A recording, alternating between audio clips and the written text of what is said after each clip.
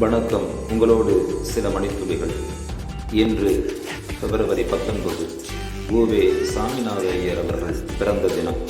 தமிழ் தாத்தா என்று அழைக்கப்படுகிற உவேசா அவர்கள் பிறந்த தினம் மிகச்சிறந்த ஒரு நன்னாள், நமக்கெல்லாம் திருநாள்.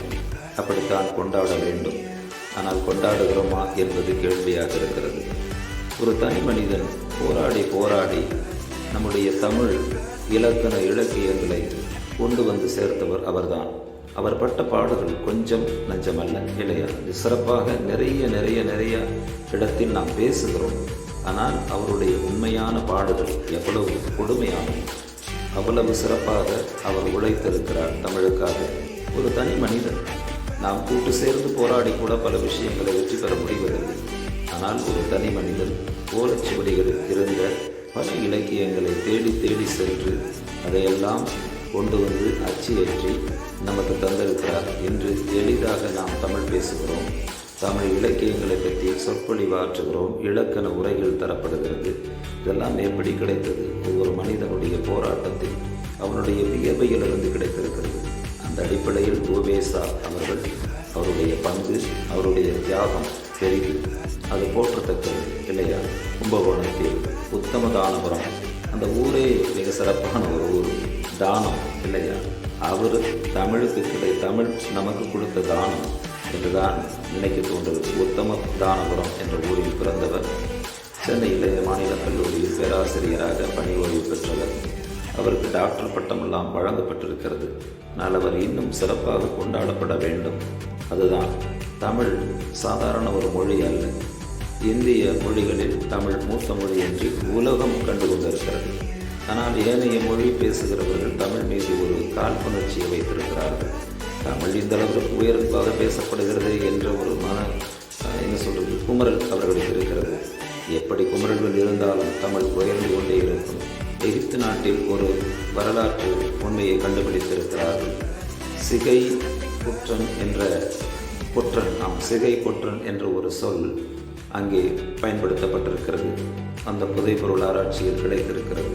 எவ்வளவு சிறப்பாக இருக்கிறது தமிழ், எவ்வளவு தன்னுடைய வரலாற்றை ஆங்காங்கே பதித்திருக்கிறது. தமிழன் எல்லா இடத்திலையும் இருந்திருக்கிறான் என்பதற்கு இதெல்லாம் ஒரு சான்றாக இருக்கிறது. நாம் தமிழ் மொழியை சிறப்பாக பேச வேண்டும். தாய்மொழி என்பது மிக முக்கியமானது.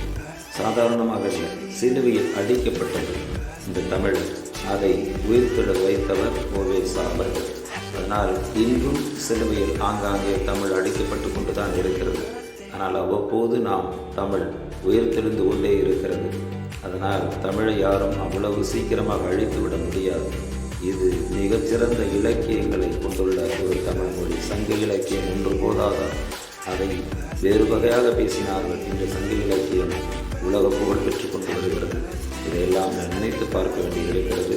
தமிழுக்காக போராடுகிற போராளிகளை நாம் மதிக்க வேண்டும். மொழி போர் தினம் என்றெல்லாம் கூட நாம் கொண்டாடுகிறோம். மொழிக்காக போராடியவர்கள் கொஞ்சம் நஞ்சமில்லை, நிறைய பேர் இருக்கிறார்கள். அதையெல்லாம் மறந்து விடாமல் நம்முடைய மொழியை நாம் காப்பாற்ற வேண்டும். இன்றும் நம் மொழிக்கு ஆபத்து அங்காங்கே வந்து கொண்டுதான் இருக்கிறது.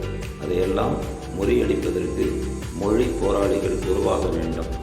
இது ஏன் இந்த தேவை என்றால், நம்முடைய மொழியை அழிப்பதற்கு பல்வேறு நிலைகளில் போராட்டங்கள் அல்லது மறைமுகமாக சில செயல்கள் நடந்து கொண்டிருக்கிறது. அதிலிருந்தெல்லாம் இளைஞர்கள் அதிலிருந்து மீட்டெடுப்பதற்கு முயற்சி செய்ய வேண்டும். அத்தகைய ஒரு சூழல் இனி வராமல் பாதுகாத்துக் கொள்ள வேண்டும். நம்முடைய மொழி பாதுகாக்கப்பட வேண்டும். ஒரு மனித வரலாற்றில் அல்லது மனித சமூகத்தில் ஒரு மொழிதான் முக்கியமானது. முகவரி மட்டுமல்ல, நம்முடைய அடையாளம். அதனால்தான் உலகத்தில் பல இடங்களில் ஒரு மொழியினுடைய இலக்கியத்தை, அந்த நூல்களை அழித்து விடுகிறார்கள். அப்பொழுது அந்த பண்பாட்டையே அழித்து விட முடியும். இலங்கையில் 1981 யாழ்ப்பாணத்தில் யாழ் தமிழ் நூலகம் எரிந்து ஊட்டப்பட்டது, சாம்பலானது. பல நம்முடைய சொத்துக்கள் அழிந்து விட்டது. எவ்வளவு வருத்தமாக இருக்கிறது. தமிழனுக்கு மட்டுமே இவ்வளவு சோதனை.